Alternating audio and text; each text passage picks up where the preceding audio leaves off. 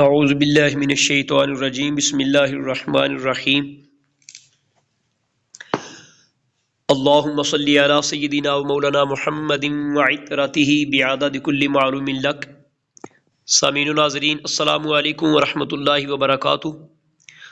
آج ایک نئے لیکچر کے ساتھ حاضر خدمت ہوں ابو ذر غفاری الوی۔ آج کے اس لیکچر میں ترجمہ القرآن المجید برائے جماعت دہم، اس کے کورس میں شامل سورۃ الانعام میں سے سورۃ الانعام کے مشقی سوالات کے ساتھ حاضر ہوں۔ یہ ہماری کتاب کا صفحہ نمبر 28 ہے، جس پر سب سے پہلے ہیں ذخیرہ الفاظ۔ یہ الفاظ ان آیات کے ہیں جو آیات ہماری اس صورت میں سے کورس میں شامل ہیں، یعنی وہ ہیں سورۃ الانعام کی آیت نمبر 151، 52 اور 53۔ یہ تین آیات ہمارے کورس میں شامل ہیں، تو ان آیات کے ہی الفاظ اور ان کے معنی ہیں، جن میں سے پہلا لفظ ہے تعالو۔ تعالو کا معنی ہے آؤ، اللہ تشرکو کہ تم شریک نہ ٹھہراؤ، اوفو پورا کرو، اتلو میں پڑھتا ہوں، یا اس کا ترجمہ یہ بھی کیا جا سکتا ہے کہ میں تلاوت کرتا ہوں، من املاق مفلسی کے ڈر سے، الکیل ماپ یعنی ماپنا، حرم حرام کیا، ایاہم انہیں بھی، المیزان تول یعنی ماپ تول، ربکم کم اس میں ضمیر ہے جس کا معنی ہے تم، تو ربکم یعنی تمہارا رب، الفواحش بے حیائی، بالقسط انصاف کے ساتھ، عدل کے ساتھ۔ جہاں تک تعلق ہے ایم سی کیوز کا، تو یہ ہمارے چینل پہ مکمل پلے لسٹ موجود ہے، جس میں اس کتاب کے تمام ایم سی کیوز حل شدہ پڑے ہوئے ہیں۔ ڈسکرپشن میں بھی اس کا لنک موجود ہوگا، آپ وہاں سے استفادہ کر سکتے ہیں۔ اس سے آگے مختصر سوالات کے جوابات دیں۔ سورۃ الانعام کا مرکزی موضوع کیا ہے؟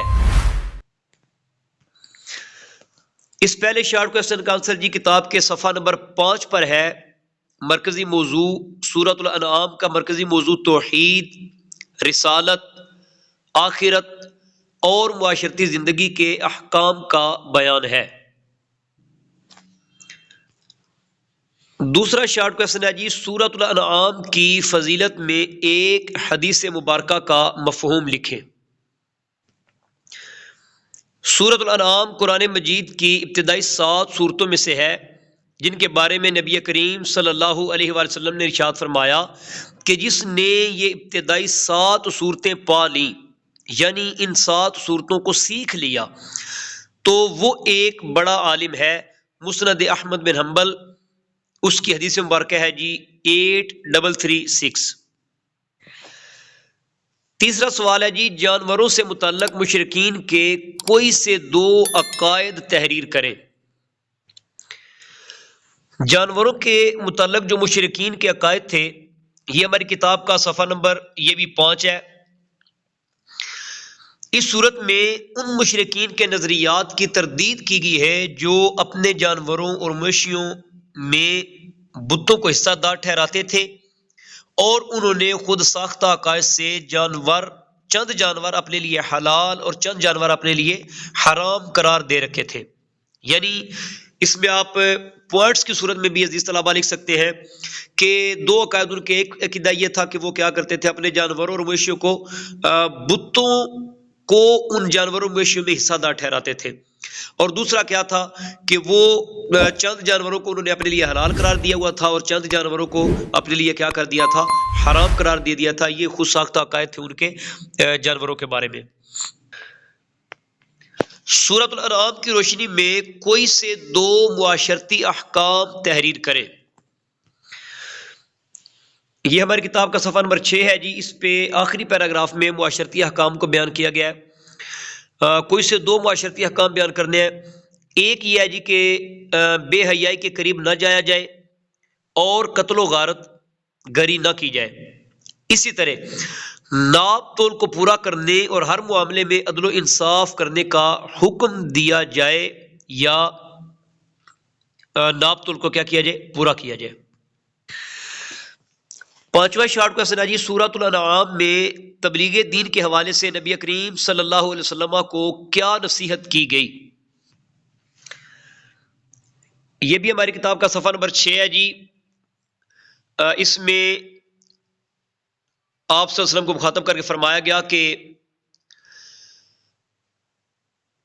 آپ صلی اللہ علیہ وسلم وحی الہی کی پیروی کریں اور مشرکین سے اعراض برتیں۔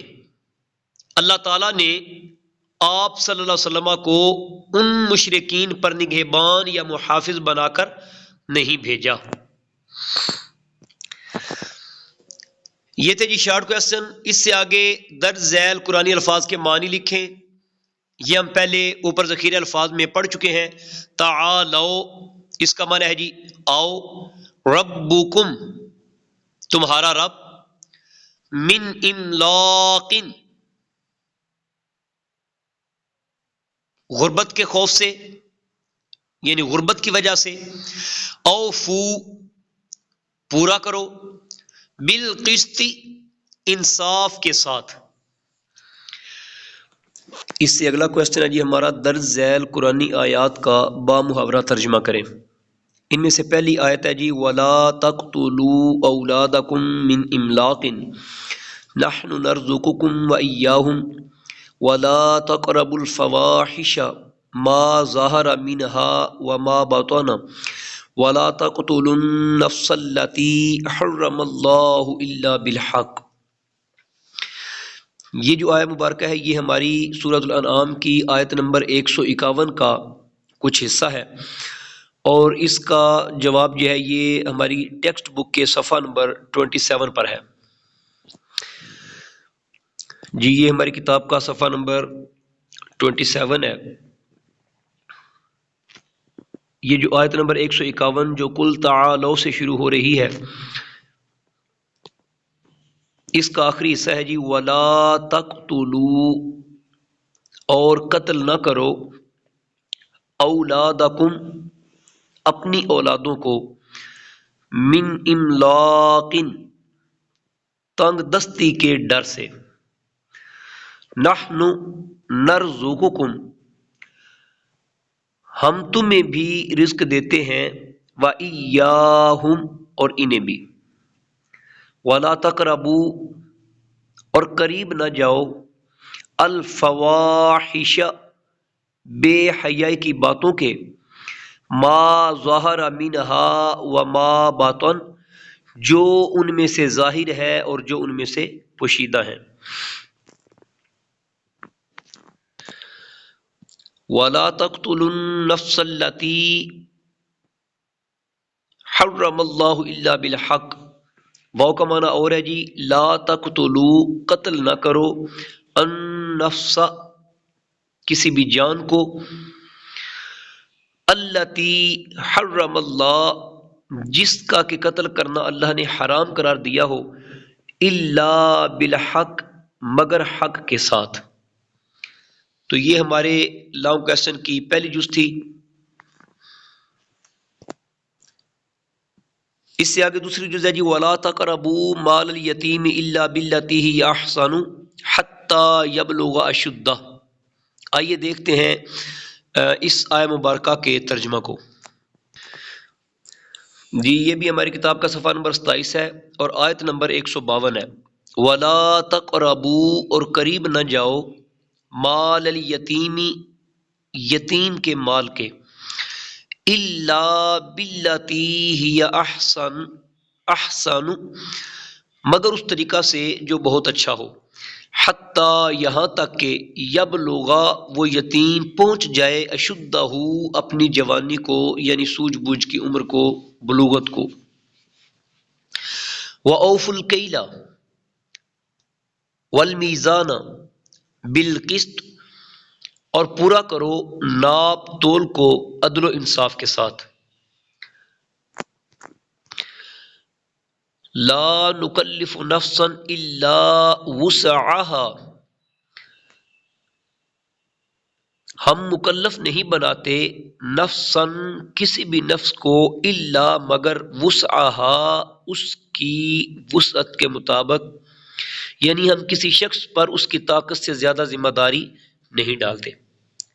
وَإِذَا قُلْتُمْ، اور جب تم بات کرو، فَعْدِلُوا تو عدل کرو، یعنی گفتگو میں عدل کرنے سے کیا مراد ہے؟ حق بات کہو۔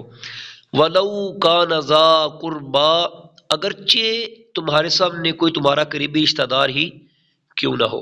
وَلَوْ كَانَ ذَا قُرْبَىٰ، اگرچہ کوئی رشتہ دار ہی ہو۔ وَبِعَهْدِ اللَّهِ أَوْفُوا، اور اللہ کے وعدے پورے کیا کرو۔ ذَلِكُمْ وَصَّاكُمْ بِهِ، یہی وہ باتیں ہیں، وَصَّاكُمْ بِهِ، جن کی تمہیں وصیت کرتا ہے اللہ، لَعَلَّكُمْ تَذَكَّرُونَ، تاکہ تم نصیحت حاصل کرو۔ جو ہماری اسی لانگ کویسچن کا کی تیسری جز ہے، وہ اس سورہ مبارکہ کی آیت نمبر 153 ہے۔ وَأَنَّ هَذَا صِرَاطِي مُسْتَقِيمًا فَاتَّبِعُوهُ، اور بے شک ہاذا یہ، صراطی میرا رستہ ہے، مستقیماً سیدھا، فاتبعوہ پس اس کی پیروی کرو، ولا تتبعوا اور اتباع نہ کرو، پیروی نہ کرو، السبل راستوں کی، فتفرق بکم عن سبیلہ،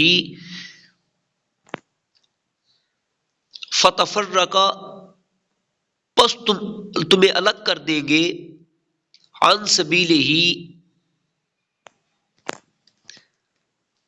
اللہ کے راستے سے، ذالکم وصاکم بہ، یہی وہ باتیں ہیں جن کی تمہیں وصیت فرماتا ہے تمہارا پروردگار، لعلکم تتقون، تاکہ تم پرہیزگار بنو۔